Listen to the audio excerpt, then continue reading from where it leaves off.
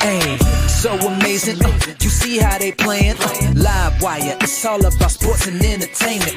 You don't wanna miss it, so official like you never seen. Keep it going till the whistle blowing from the referee.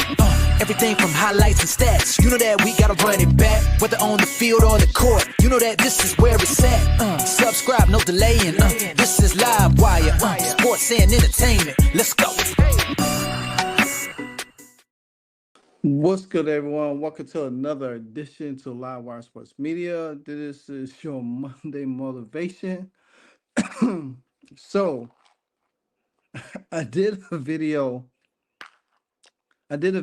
Last night for early Monday, and it talked about the Indiana Fever, how important doing winning the WNBA title, and will be a huge boost for the WNBA. Now, reports coming out today by Yahoo Sports talking about, and I mentioned this in the video, and I have said this a lot in other videos as well, when I was talking about the CBA, that Caitlin Clark will be the first WNBA player to make $1 million. Now, could there be several other players besides her making $1 million? Well, guess what? That's what we're going to dive into, because right here, Yahoo Sports put it out today. And this is very important, because the reason why I feel she be the first one to make $1 million is because the fact of the matter is she is the driving force behind the whole economical flow that's going in the NBA. This is why they are able to negotiate for a new CBA deal. I said last night that if Caitlin Clark wasn't in the league, would the WNBA players opt out of the current CBA? And the answer to that is no, they wouldn't. They would have let the deal ran out and then tried to negotiate. But now that they see how much Caitlin Clark had brought in last year, they figured that they entitled to more revenue, to more money. So this report says a new rumor suggests WNBA stars like Caitlin Clark will be making $1 million per season in the next collective bargaining agreement. The WNBA under another major growth spurt. No, the WNBA went under another major growth spurt in 2024 due to the addition of many popular players from the college rankings. The most notable of which is from Iowa, Caitlin Clark. The huge attendance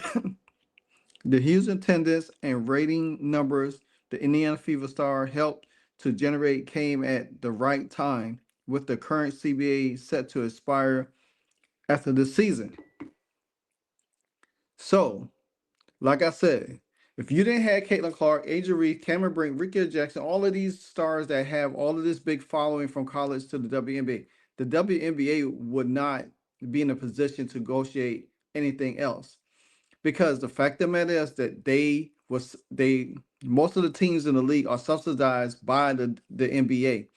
So therefore, the NBA owners are putting out a lot of money. You still gonna have to pay that money back. That's the fact.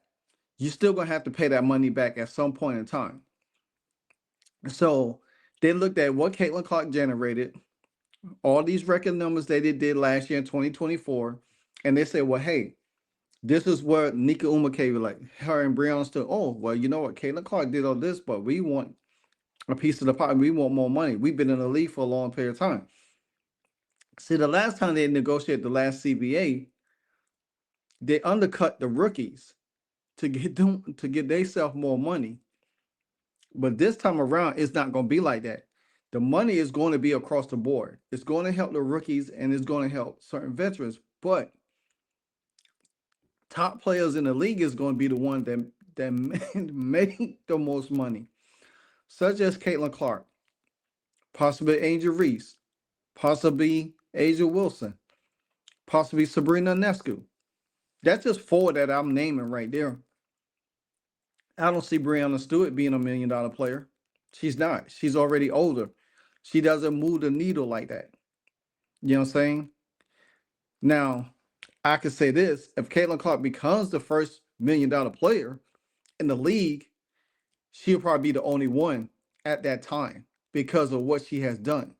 But we already know how the WNBA rolls. We already know how they are. They're gonna try to give it all across the board to certain other players who really not deserving. Now, I'm not saying they could get like 90,000, 900,000, close to 1 million, whatever the case may be. I don't even think Angel Reese would be $1 million player, to be honest with you. Now, I'm just being honest. I don't think she would be because she doesn't bring in the numbers like Caitlin Clark. I think Asia Wilson probably would be close to $1 million because she's a two-time champion, a two-time league MVP. I don't think Nafisha Collier would be $1 million player. I think Sabrina Nescu for what she does outside of the sport will be. They look at stuff like that. What you doing off the court? I'm not saying Angel Reese is not doing anything off the court, but what she's doing on the court is not generating anything.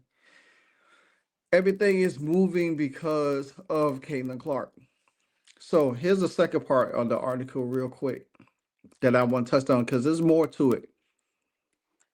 So sticking to key points will be increasing players' play. Currently, the highest annual salary for the fastest growing league is $249,244. Well, a new report from ESPN reveals that master's salary bump top and WNBA players excuse me, could receive in the next CBA. One team source said it is possible max salaries could reach $1 million, which could be an increase of approximately 300% from the current 249,000, 100,000, and $244 supermax, and could imply a salary cap in the league of $4 million to $5 million per team. I'm gonna bring that back up real quick because this is very important by this saying this right now because you look at it in a lot of different ways. Roster spots has to go up for them to make this kind of money or pay these kind of players, and they say that salary cap could go up to $4 million to $5 million. That means only one player on your roster could probably make $1 million. You would have to have that money spread out to other players on the team. Plus, you have to have salary cap money to left over to sign other free agents. See, now this could get a little bit tricky because the fact of the matter is that players that comes overseas, like a Gabby Williams, who've been crying for months and months and months about making more money. So if she comes into the league next year, or she leaves and go and come back, and say Seattle Storm plays her 500,000 or 600,000, but she might say, "Well, I'm worth $1 million." They're not gonna pay her that. She's a part-time player. You're not a full-time player. Now, if you're willing to say, "Hey, I'd rather be a full-time player," then the money could see. But you got to understand, if a team has a salary cap, they can't go over that salary cap. They have to structure it in a way for you to make $1 million. That means bonuses has to be implemented in that $1 million deal. You're not gonna get a $1 million contract without any bonuses and things. Well, we want bonuses on top of that. No, all of that will be structured into a $1 million contract, just like it is in the NFL, where players say, "Well, I signed for $26 million." Then most of them get paid some of that money in bonuses, and then the rest of their contract is structured out throughout the next couple of years. Most likely, that's what approach the WNBA might take when it comes to teams with that kind of salary cap, because you can't go over that salary cap at all. Just trying to pay everybody who think they are $1 million player. Arike Umake, who played for the Dallas Wings, she came out and said, "Well, players should be getting paid $1 million." Well, Arike, you, what makes you think now for your franchise they might pay you $1 million because you the star of that team? A star on the team might get paid $1 million. Hell, to me, I think the Indiana Fever will pay Caitlin probably $2 million or $3 million because she is the star of that team. And somebody like Aaliyah Boston could probably be $1 million. Hell, Kelsey Mitchell could be close to $1 million. She could be close to $1 million. I don't think she'll get $1 million. People gotta understand this, that because the money might implode more, that doesn't mean everybody on the team is going to be $1 million player. It's not going to happen. Teams are not going to structure just to be paying out $1 million to damn players who think they should be $1 million players. All of that stuff is going to be structured in a bonus to make up some of that $1 million. Say you get, say five, say for instance, $1 million. You could get probably half of that or quarter of that in bonuses. Then the rest of that contract is structured out for your next few years, your over 3 years of your contract. You know what I'm saying? So that's something you have to really pay attention to this stuff, because the way they are talking is like everybody's going to get money. You got to understand how salaries are structured when it comes down to contracts. And you got to understand that teams cannot go over that salary cap just to pay a bunch of players on their team. You're not gonna pay no damn Dejanay Carrington no $1 million just for what she brings to the team. She's not worth that at all. She's not worth that. Paige is on a rookie deal, so once her rookie deal is up, she might get close to that. But it depends on what benchmark she sets throughout her 4 years. All star, Olympics, all of that stuff. That's why I say, to me, I think Caitlin Clark would be not only the first $1 million, but I think she would be the first $2 to $3 million player in the league, because her value is greater than everybody that's in the league right now. Not just $1 million. I think it'd be 2 to 3. I think if the Fever was to have $5 million, I think Caitlin Clark would get probably 2 point half of that, because she's worth that. Then you could structure out how you want to. Then guess what? You are able to bring more free agents in. And then also, if you move your roster from 12 to 15, then you are able to bring in draftees without cutting them and they not being able to play. Stuff like this is very, very, very strategic. And these players in the WNBA PA are not thinking clearly. They just thinking money and thinking they should get paid more money. If you're a damn 17-year vet, you ain't getting paid. You're not getting paid $2 million in the league. You might not even get paid $1 million, because they're gonna look at you and say, "Well, hell, we'll negotiate your contract, but we're not paying you over $1 million, and you not gonna even be in the league that long." You look at Asia Wilson; she's already in her 8th year. She's working on a 10-year career. How much more money do you think our team is going to pay her? Not a lot.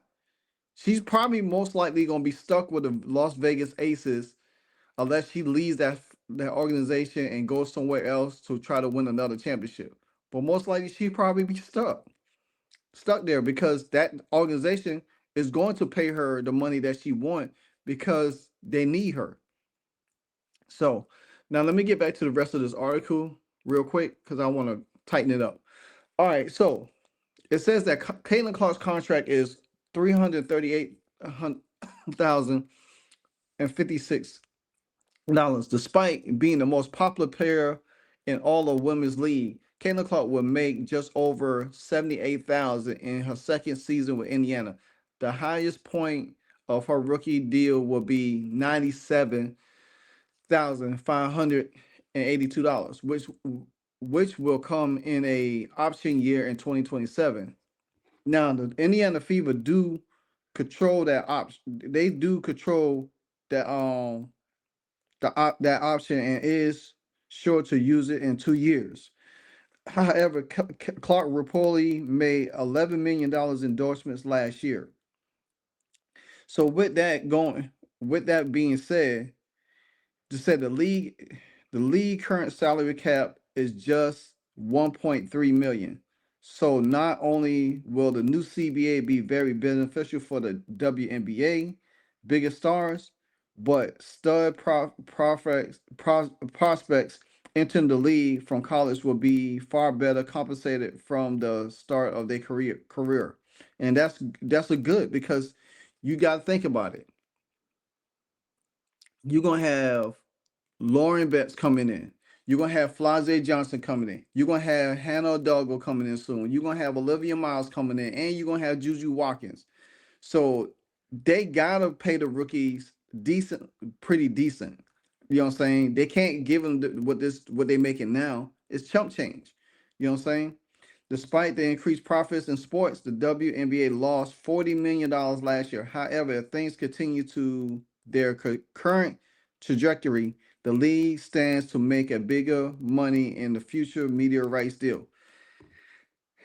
And that's another thing, because now that the NBA soon to be leaving ESPN and going to NBC, and if NBC was to try to pull in the WNBA in the next media rights deal,